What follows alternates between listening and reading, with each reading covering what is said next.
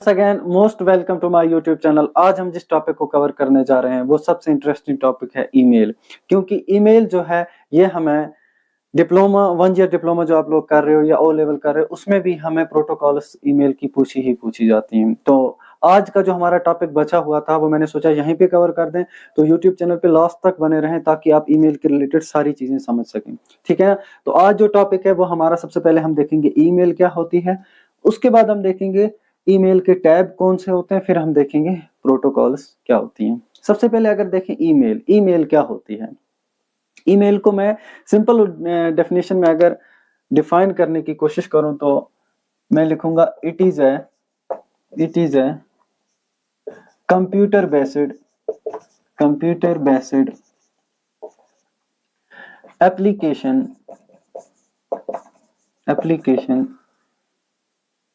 user to transfer electronic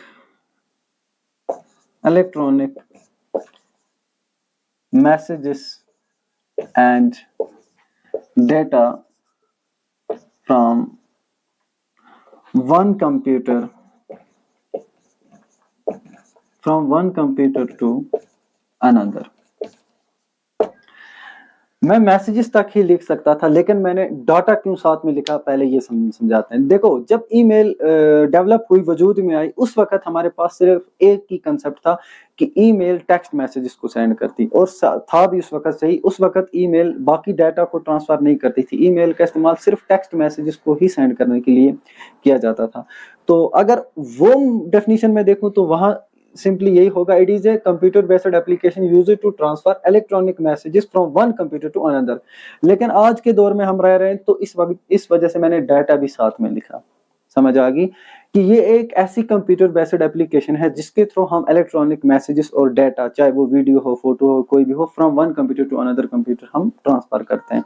simply यहाँ पे आपकी फोन जो होती है ये भी आपके पास एक कंप्यूटर ही कहलाता है।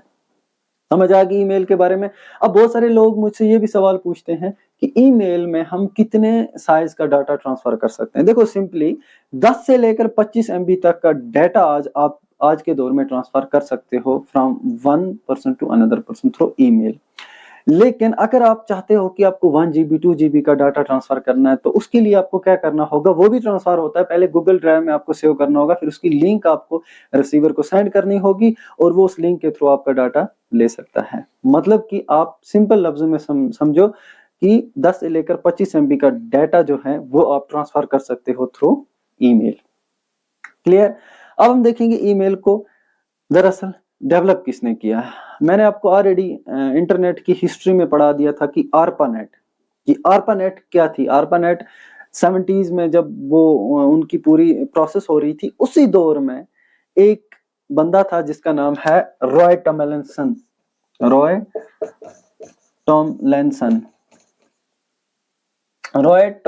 जो था, इसने ईमेल का कंसेप्ट जो था, इसने एक ऐसा प्लेटफॉर्म बनाया जिसके थ्रू हम text messages from one person to another person send कर सकते थे। लेकिन बहुत सारे लोग शिव आयादोरी को भी कहते हैं कि वो इंडिया का है सिटीजन, लेकिन अभी यूएस में सेटल है, तो उसके बारे में कहा जाता है कि उसने भी किया है। लेकिन father of email is Roy Tomlinson. इसने कब ये डेवलप की? ईमेल 1971 में। क्लियर हो गया ईमेल। अब हम देखेंगे कि टैब्स ऑफ ईमेल क्या होते हैं। ठीक है, टैब्स ऑफ ईमेल में हम पहले आपको टैब समझाएंगे, यानी कि ईमेल के साइड में जो बहुत सारे टैब होते हैं, प्राइमरी, सोशल।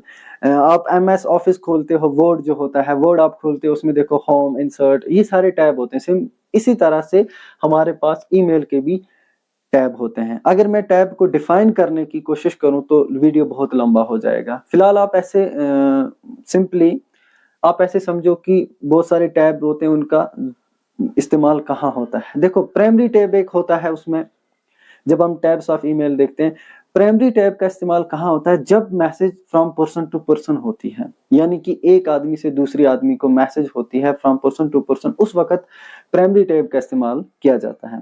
खैर, आपको ऐसे समझ नहीं आएगी, मुझे लगता है मैं सबको डिफाइन करता हूँ लिख के ही। ठीक है, इसको अगर किसी को स्क्रीनशॉट उठाना है तो वो उठा लीजिए। अब हम देखेंगे टैब्स ऑफ ईमेल क्या होती हैं। देखो पहले हम देखेंगे प्राइमरी। प्राइमरी क्या होती है? प्राइमरी में आप ऐसे समझो, from one person to person, यानी कि आम आदमी, एक आदमी की आईडी है, मतलब rahul@gmail.com, वो शिव को कर रहा है, तो वो फ्रॉम पर्सन टू पर्सन जो मैसेज जाती है वो हमारी प्राइमरी वाले टैब में रहती है, पर्सन टू पर्सन। दूसरा हमारे पास सोशल रहता है। सोशल में रहता है ये यहाँ पे कौन सी मैसेज रहती हैं? सोशल नेटवर्किंग की मैसेजेस प्लस कंपनीज की मैसेजेस रहती हैं। यानी कि मतलब आप किसी सोशल नेटवर्किंग की मैसेजेस जो होती हैं वो आ जाती है, या आप किसी कंपनी में जाते हो तो उस कंपनी में आप अपनी सीवी वगैरह डालते, उस कंपनी की मैसेजेस आपको सोशल में रहते हैं। कभी आपने सोचा होगा कि मतलब ईमेल ही के थ्रू कंपनीज क्यों आपको ऑफर लेटर भेजती है, या कंपनी कोई अपडेट क्यों ईमेल के थ्रू भेजती है? क्योंकि ईमेल सबसे सिक्योर चीज है।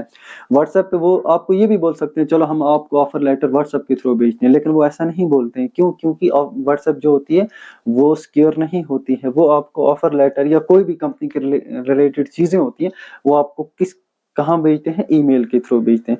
तो कंपनीज की, आप किसी कंपनी में जॉब कर रहे हो उसकी मैसेज या सोशल नेटवर्किंग की मैसेजेस वो सीधा आपको सोशल पे मिल जाती है, जो टैब एक होता है।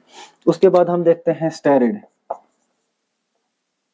स्टेरिड में क्या होता है?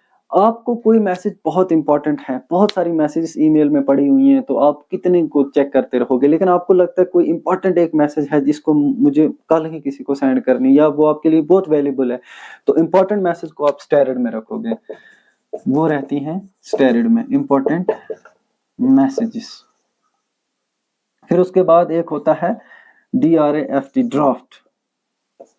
ठीक है, ड्राफ्ट में क्या होता है? आप किसी को मैसेज सेंड कर रहे हो, फिर आपको लगता है कि नहीं अभी नहीं सेंड करेंगे, बाद में सेंड करेंगे, तो वो ड्राफ्ट में जाके सेव होती हैं, यानी कि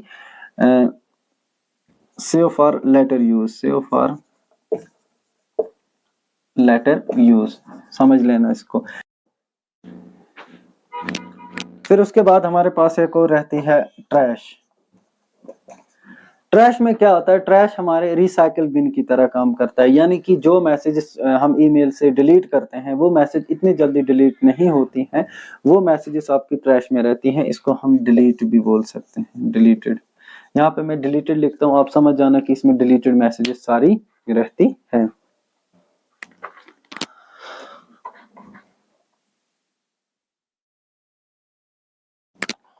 तो इसके अलावा अब देखते हैं एक और होता है स्पैम। स्पैम में क्या होता है? अगर आप किसी से उकता जाते हो, तंग आ जाते हो, उसकी मैसेज आप देखना नहीं चाहते हो, तो आप स्पैम में रख देते हो, जिसको हम इग्नोर्ड बोल देते हैं, इग्नोर्ड मैसेज। ठीक है, एक और होता है प्रमोशंस। प्रमोशंस यहाँ पे क्या होता है?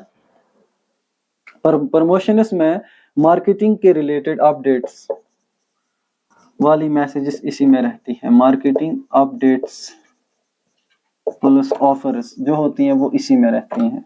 यानी कि आप कोई चीज ऑनलाइन खरीद रहे हो, उसकी अपडेट जो भी आपको मिलेगी ना, वो आपको किस में मिलेगी? प्रमोशंस में मिलेगी, वहां पे उसकी मैसेजेस आती हैं। इसके अलावा और भी बहुत सारे टैब हैं, इंपॉर्टेंट टैब, लाइक अकेव एक और होता है। अकेव में क्या होता है कि आप कोई मैसेज हाइड करना चाहते हो, आप दूसरों से छुपा के रखना चाहते हो मैसेज, जैसे आप व्हाट्सएप पे भी अकेव में रखते हो, यहाँ पर भी अगर आप किसी चीज को अकेव में रखना चाहते हो तो वो मैसेज आपकी अकेव में ही रहती है। यहाँ पे मैं लिख दूंगा हाइड मैसेजेस। ठीक है, उसके बाद एक और होता है सुनोस। यानी कि आप ऑफिस में हो, आपको कोई मैसेज आई, बहुत इंपॉर्टेंट मैसेज है, लेकिन आपके पास टाइम नहीं, आप सोचते हो मैं इसको बाद में पढ़ूंगा, तो आप उसको फॉर लेटर यूज के लिए रखते हो, तो बाद में आप घर में आके उसको पढ़ने की कोशिश करते हो, उसको आप स्नोज में रखोगे। वहां पे आपको टाइमिंग पूछा जाएगी कि किस वक्त आपको फुर्सत है, आप टाइमिंग रखोगे तो वो उसी वक्त इनबॉक्स में आ जाएगी, तो उसको बोलते हैं स्नोज वाले टैब में वो चली जाएगी। समझ आई? तो इसको मैं लिख दूंगा फॉर लेटर। ठीक है, इसके अलावा और भी बहुत सारे टैब्स हैं, मगर इंपॉर्टेंट सारे यही हैं। अब हम देखेंगे सीसी और बीसीसी क्या होता है। देखो सीसी और बीसीसी का फुल फॉर्म होता है carbon copy and blind carbon copy. देखो कार्बन कॉपी का इस्तेमाल उस वक्त होता है सिंपली जब आप किसी ऑफिस में काम कर रहे हो, वहां आपका बॉस जो होता है वो बोलता है कि 10 एम्प्लॉयज को मैसेज करो, साथ में मुझे भी रखना। जब आप 10 एम्प्लॉयज को मैसेज करते हो ना, जैसे फ्रॉम आप होते हो, कंपोज मैसेज तो सबको आती है, मतलब फ्रॉम आपकी आईडी रहती है और टू उनकी आईडी जिनको आपको करने हैं, 10 एम्प्लॉयज को आप टू में रखोगे। फिर उसके बाद बॉस कहता है इन सब के साथ मुझे भी रखो, ये नहीं कहता है कि इनसे मुझे हाइड करके रखो, कहता है कि इनके साथ मुझे भी रख दो। तो एक कार्बन कॉपी उसको भी मिलेगी, वहीं पे एक टू के साथ ऑप्शन आता है सीसी, आप उस पर क्लिक करते हो यानी कि कार्बन कॉपी, कार्बन कॉपी। तो यानी कि वो जो टू में बंदे हैं उनको भी पता है कि ये ही मैसेज हमारे बॉस को भी पहुंची है।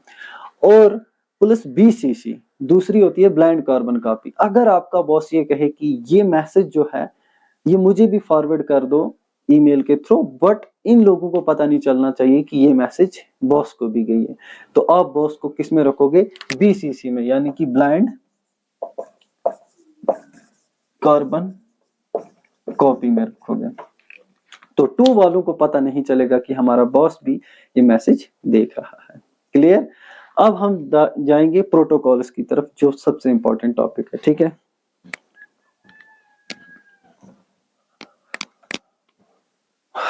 देखो दरअसल प्रोटोकॉल है क्या, पहले ये समझते हैं कि what is meant by protocol. Set of rules. आप घर से निकलते हो, आप हमेशा अपनी जिंदगी में रूल फॉलो करते हैं। अगर कोई बंदा इंसान होता है, बेचारा कोई पागल होता है, वो रूल्स फॉलो नहीं करता है क्योंकि उसका मेंटल काम नहीं, उसका दिमाग जो होता है वो मेंटली फिट नहीं होता है, एबनॉर्मल होता है, वो रूल्स को फॉलो नहीं करता। लेकिन जो सही लोग होते हैं वो लोग रूल को फॉलो करते हैं। आप भी घर से निकलते हो तो पहले आप क्या करते हो? ट्रैफिक के रूल्स को फॉलो करते हो, तब जाकर मंजिल को पहुंचते हो।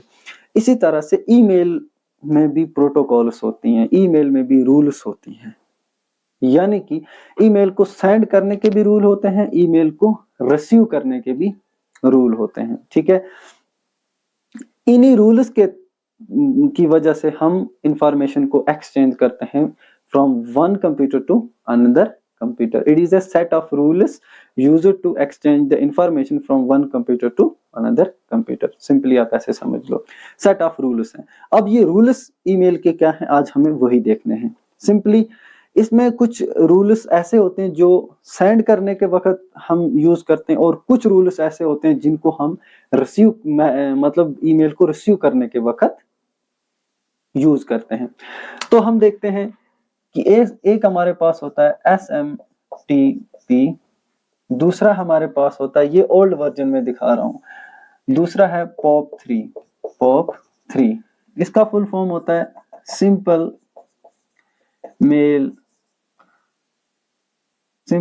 Mail transfer protocol. ठीक है, इसका मतलब होता है पोस्ट ऑफिस प्रोटोकॉल।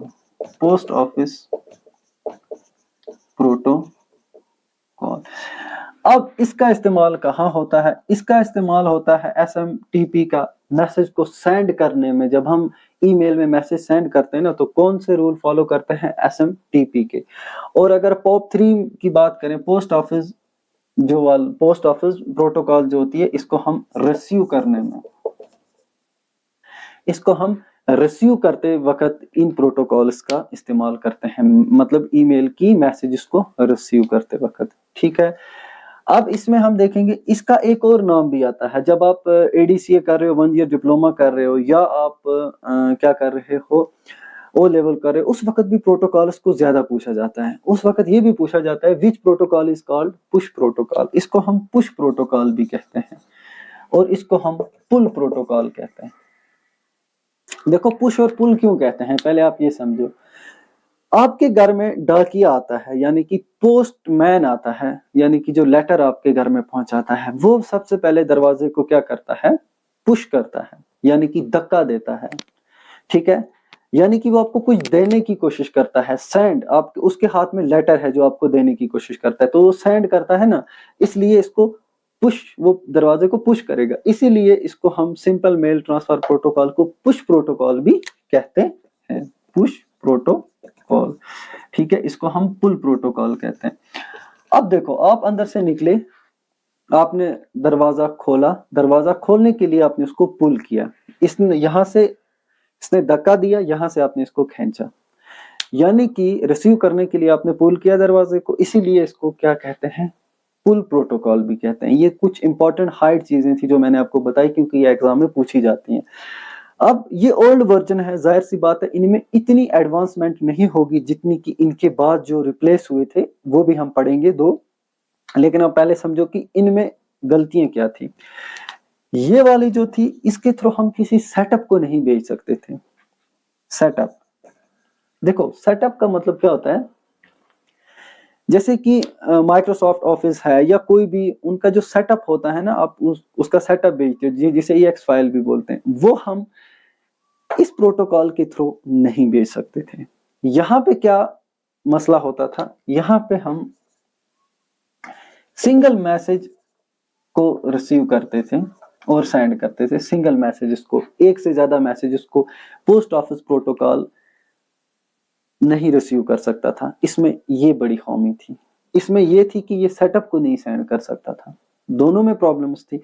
इसमें एक और प्रॉब्लम भी थी, देखो ईमेल को सेंड करने के लिए दो बंदों का होना जरूरी है, एक सेंडर एक रिसीवर। देखो इसमें क्या था, यहाँ पे सेंडर जब मैसेज सेंड करता था तो पहले ये सर्वर पे जाता था, सर्वर से रिसीवर के पास पहुंचा,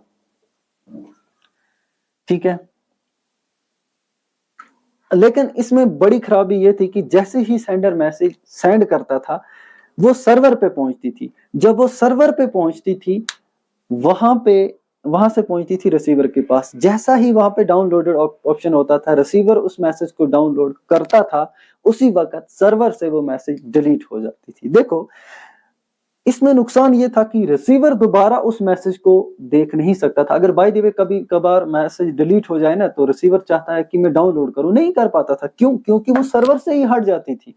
आज के जमाने में ऐसा नहीं, आज के जमाने में सर्वर में हर एक चीजें पाई जाती है। एक फिल्म को आप डाउनलोड करो, वो सर्वर से आपको मिल जाती है, दोबारा वो डिलीट करो, आप दोबारा उसको करने की कोशिश करोगे, वो दोबारा भी आएगी, क्योंकि वो सर्वर पे ऑटोमेटिक रही है, कोई भी उसको इस्तेमाल कर सकता है, कोई भी डाउनलोड कर सकता है।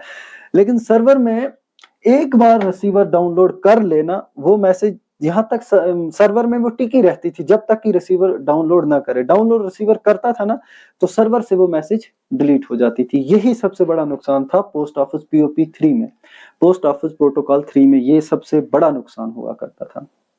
तो इसकी भरपाई के लिए इसको रिप्लेस किया गया। अभी हम देखेंगे रिप्लेस दोनों को किसके थ्रू किया गया, लेकिन उससे पहले एक इंपॉर्टेंट चीज देखेंगे, पोर्ट कौन से ये यूज करते थे।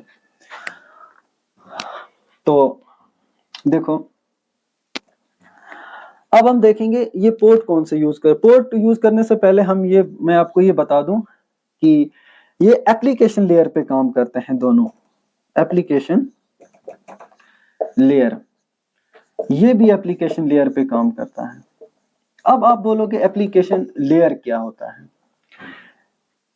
OSI मॉडल और TCP और IP जो होते हैं, यहां पे मैं लिख लूं OSI प्लस TCP और IP जो प्रोटोकॉल्स इंटरनेट की, वो हमें ऑलरेडी पढ़ना है, वो कल की क्लास में हो जाएगा। लेकिन आप इतना समझो कि इन्हीं में लेयर होती है, वही लेयर एप्लीकेशन लेयर होती है। जब ये क्लास होगी तब आप क्लियर हो जाओगे। दोनों में बड़ा फर्क ये होता है कि TCP IP प्रोटोकॉल्स में 4 लेयर रहती हैं और OSI जो मॉडल होता है इसमें कितनी 7 लेयर रहती हैं। क्लियर इतना। अब हम देखेंगे कि पोर्ट इसमें कौन सा हम यूज कर सकते हैं, ठीक है। तो SMTP जो होती है सिंपल मेल ट्रांसफर प्रोटोकॉल, अगर इसमें हम पोर्ट नंबर 25 का यूज करते हैं, पोर्ट नंबर 25 पोर्ट में लिखता हूं, ठीक है। और एक और पोर्ट रहता है इसमें, पोर्ट नंबर 465। ये जो पोर्ट होता है, अगर हम पोर्ट 25 का इस्तेमाल करते हैं SMTP में, तो ये मतलब हमारा जो डाटा यहाँ पे होता है ये अनइनक्रिप्टेड रहता है, ठीक है, अनइनक्रिप्टेड। और यहाँ पे अगर 465 वाला नंबर का पोर्ट जो हम इस्तेमाल करते हैं SMTP में, वो हमारे पास रहता है सिक्योर, यानी कि अनक्रिप्टेड।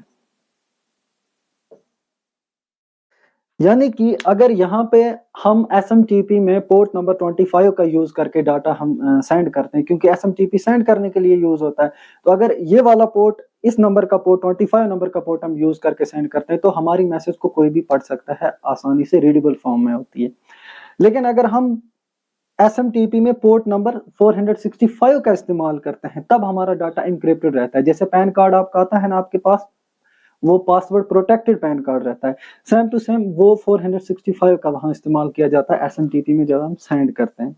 तो रिसीव करने में भी दो पोर्ट का इस्तेमाल हम करते हैं। एक पोस्ट ऑफिस प्रोटोकॉल यानी POP 3 में हम एक करते हैं 110 नंबर का जो पोर्ट, उसका इस्तेमाल करते हैं, और दूसरा करते हैं 995 वाले का।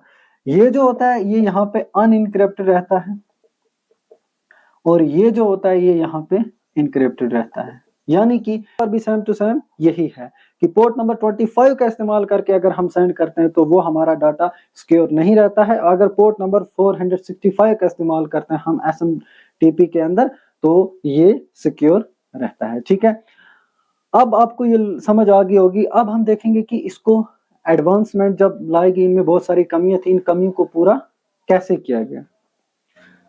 ठीक है, तो इतनी समझ आ गई होगी कि इसमें बहुत सारी दोनों में कमियां थी। इन कमियों को पूरा करने के लिए इनको रिप्लेस किया गया। देखो, इसको रिप्लेस किया गया किससे? ESMTP इसको रिप्लेस किया गया IMAP 4 के जरिए। अब ये क्या होता है? Extended simple mail transfer protocol, वही है सिंपल मेल ट्रांसफर प्रोटोकॉल। यहां पर IMAP क्या होता है? Internet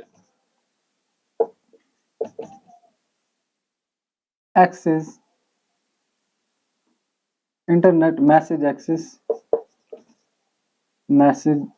access protocol.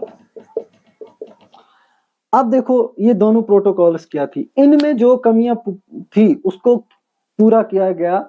SMTP में जो कमी थी उसको पूरा किया गया ESMTP के थ्रू, यानी कि एक्सटेंडेड सिंपल मेल प्रोटोकॉल के थ्रू। यहाँ पे जो कमी थी, सिंगल मैसेज सिस्टम था, सिंगल मैसेज ही को रिसीव करता था, सेंड करता था, लेकिन वो कमी भी यहाँ पे जाके पूरी की गई। POP 3 को रिप्लेस किया गया IMAP 4 के जरिए। तो कंफ्यूज होने की जरूरत नहीं है, दो इसमें सेंड करने के लिए दो प्रोटोकॉल्स का हम इस्तेमाल करते हैं, और दो प्रोटोकॉल्स का हम इस्तेमाल करते हैं रिसीव करने के लिए।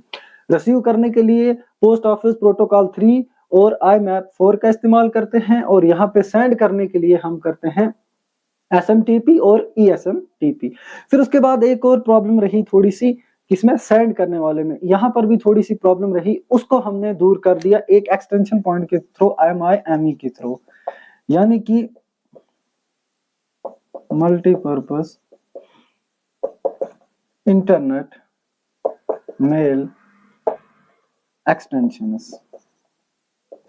यानी कि इसके थ्रू फिर हम ऑडियो, जब हमने ये लाया ना, मतलब MIME को जब हमने एक और एडवांसमेंट डेवलपमेंट की किसमें? ESMTP में, तो यहाँ पे फिर मल्टीपर्पज इंटरनेट मेल एक्सटेंशंस में हम क्या करने लगे? ऑडियो भी भेजने लगे मेल के थ्रू, वीडियो भेजने लगे, अच्छा PDF वगैरह सब भेजने लगे, किसके थ्रू? यहाँ। ठीक है, अब ये थे कुछ इंपॉर्टेंट प्रोटोकॉल्स जो आपको समझ आ गए होंगे। अब थोड़ा सा हम ओवरव्यू करते हैं एक सिंपल ईमेल का, कि ईमेल कितने पार्ट्स पे होती है और ईमेल में होता क्या है। पहले हम देखेंगे ईमेल में बॉडी और अटैचमेंट, एक टॉपिक रहता है ईमेल में, बॉडी एंड अटैचमेंट। वो क्या होता है? देखो, बॉडी का मतलब होता है एक्चुअल टेक्स्ट ऑफ ईमेल, ठीक, और अटैचमेंट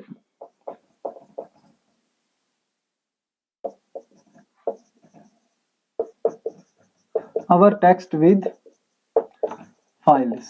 अब समझ आ गई होंगी आपको। बॉडी में वो टेक्स्ट रहते हैं जो ईमेल की तरफ से खुद ब खुद जैसे ईमेल पे लिखा होता है, जो वहीं से वो बॉडी में बॉडी कहलाता है। और अटैचमेंट्स किस चीज को बोलते हैं? अटैचमेंट्स बोलते हैं हम जो टेक्स्ट लिखते हैं, मैसेज, जब हम किसी को ईमेल करते हैं तो मैसेज जो करते हैं ना, वो मैसेज और उसके साथ हम एक फाइल को अटैच करते हैं, लाइक हम फोटो को किसी को सेंड करें या पीडीएफ सेंड करें या वीडियो, तो उसको बोलते हैं अटैचमेंट्स। ये कोई बड़ा कॉन्सेप्ट नहीं था, क्लियर। अब हम देखेंगे कि ईमेल एक सिंपल कैसे रहती है। ईमेल देखो, ईमेल में कोई सिंपल लिखूंगा rahul38@gmail.com। देखो, इसमें राहुल जो होता है ये यूजर नेम होता है, यूजर नेम, ठीक है। यूजर नेम 6 से लेकर 30 कैरेक्टर्स में हम लिख सकते हैं, यानी कि अल्फाबेट्स 1 2 3 ये सब हम लिख सकते हैं, राहुल 38 यहाँ तक, ठीक है, यहाँ तक हम लिख सकते हैं। ये हमारा यूजर नेम कहलाता है, ठीक है। और ये हमारा सिंबल है @ सिंबल। इसका फायदा क्या होता है कि ये हमें आगे लेता है सर्वर की तरफ। ये हमें बोलता है भाई आप किस सर्वर को यूज करोगे। देखो, जैसा हमने यूजर नेम बनाया राहुल 38, आगे @ सिंबल हमें खुद ब खुद करना है। क्यों करना है? क्योंकि हमें वहां मतलब ऑटोमेटिक आ जाएगा कि भाई आपको किस सर्वर पे जाना है, हॉटमेल पे जाना है, जीमेल पे जाना है। हम आगे बोलेंगे कि हमें जीमेल पे जाना है, तो ये हमें सीधा किस पे ले जाएगा? जीमेल पे ले जाएगा, ठीक है। यानी कि इसका काम ये होता है। फिर ये जो हमारा होता है, ये हमारे पास क्या होता है? ये हमारे पास होता है डोमेन नेम और सर्वर। डोमेन नेम सर्वर मतलब हम किस सर्वर को यूज कर रहे हैं, वो जीमेल के थ्रू हमें पता चलता है कि हम जीमेल वाला सर्वर यूज कर रहे हैं या हॉटमेल वाला सर्वर यूज कर रहे हैं। फिर उसके बाद लास्ट पे एक होता है .com। .com का मतलब क्या होता है? .com यानी कि ये हमारी आइडेंटिटी बताता है कि ईमेल जो यूज कर रहा है ये बंदा कौन है। ये मिलिट्री का पर्सन है, कोई आम आदमी है, कोई सिंपल कोई बंदा है। अगर आम आदमी है तो .com लगाते हैं, जिसका मतलब होता है कमर्शियल, फॉर कमर्शियल पर्पस। आम लोग जो यूज करते हैं ना, आप मैं, तो लास्ट पे क्या होता है? हमें @gmail.com होता है। अगर हम लास्ट पे किसी को ऐसा आता है .mil, यानी कि ये मिलिट्री पर्पस के लिए, मतलब मिलिट्री पर्पस की, मिलिट्री की कोई ईमेल है, ठीक है। अगर लास्ट पे आता है आपको org, यानी कि किसी ऑर्गेनाइजेशन की ईमेल है, तो ये हमारी आइडेंटिटी बताता है कि ये जो पहले राहुल है, ये इसकी आइडेंटिटी क्या है, मतलब ये कौन है। कॉम अगर लगाते हैं .com तो सिंपल आम कोई बंदा है। .mil यानी कि मिलिट्री का कोई आदमी है। .org किसी ऑर्गेनाइजेशन की ईमेल है। तो ये हमारे ईमेल का स्ट्रक्चर रहता है। 4 पार्ट्स इसमें इंपॉर्टेंट रहते हैं: user name, symbol, domain name, server और लास्ट पे रहता है ये, इसको हम बोलते हैं, जो .com वगैरह रहते हैं इसको हम बोलते हैं extension point. Extension point. I think आपको ईमेल सब समझ आ गई होगी। मिलते हैं नेक्स्ट वीडियो में। टिल देन अल्लाह हाफिज नासिर।